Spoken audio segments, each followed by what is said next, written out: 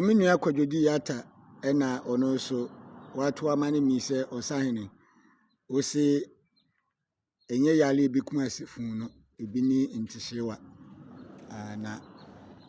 minchire mu ni san Kwadwodi de etene se ntihyewa ye anoma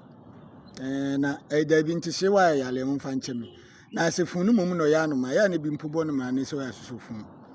ada na ye pe anoma bi ana ye ka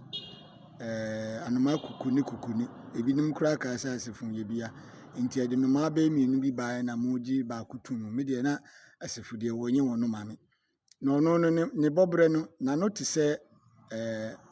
asin ana bubonua na onya boa woso na no ye ko da bia behunu bia na obowa nti uhwa ne bobre ne sa na otie etinananum ehwe na omu so bontihyewa nanso wabo ache nya de awowu nti na omo amunwu ne be no ma ne se asefun se enya yale ebekuno no ebi ne ntihyewa eti se ka yale ekuma asefun di anka ntihyewa nka mfiri so onu mu no ehwane ni firi kosua mu ba ye na obowa ya wanu so obo na ntihyewa onso bi ntihyewa ba asma na menka ho asma ba unse nipa no na ne ho meti